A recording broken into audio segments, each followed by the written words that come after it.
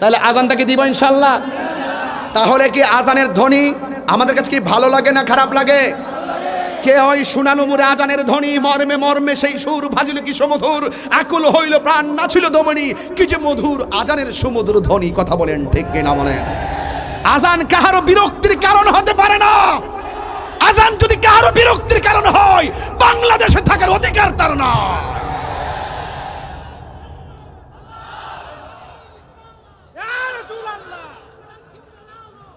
এই বসো, তাহলে আমি আজান দিচ্ছি, ঠিক আছে তো ইনশাআল্লাহ?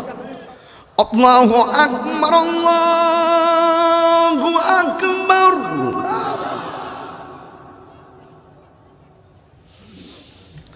আল্লাহু আকবার,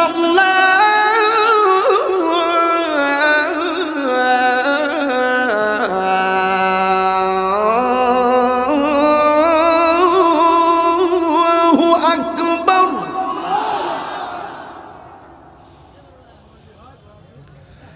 আশহাদু আল্লা ইলাহা ইল্লাল্লাহ,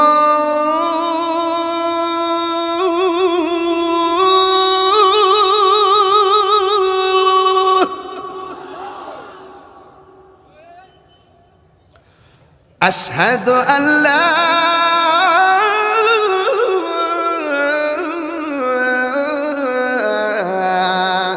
ইলাহা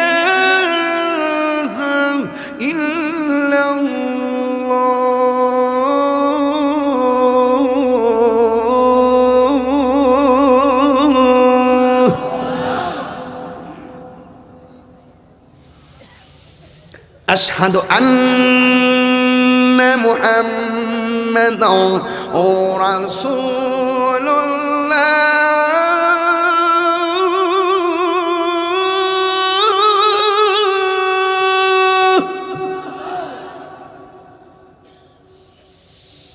আশহাদু আন্না মুহাম্মাদান রাসূলুল্লাহ।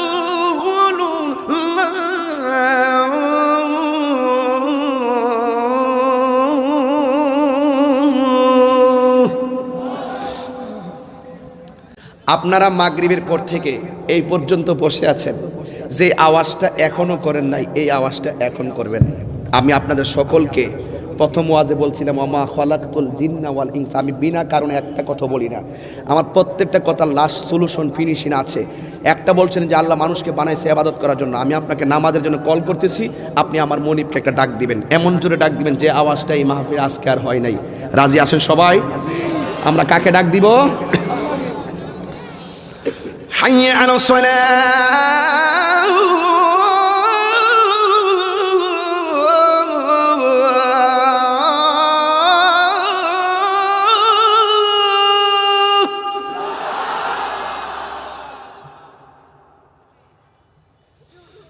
হাইয়া আলাস সালাহ,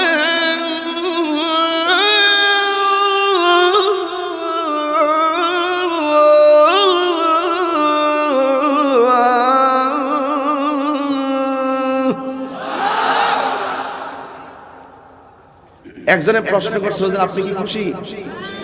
আমি বলবো আমি খুশি হওয়ার কিছু নাই, আমি আমার আল্লাহকে খুশি করতে চাই। তুমি আল্লাহকে খুশি করতে কথা বলো, তুমি কোন বক্তার মনোরঞ্জনকে গ্রহণ করে তার মনকে খুশি করতে কথা বলবা না।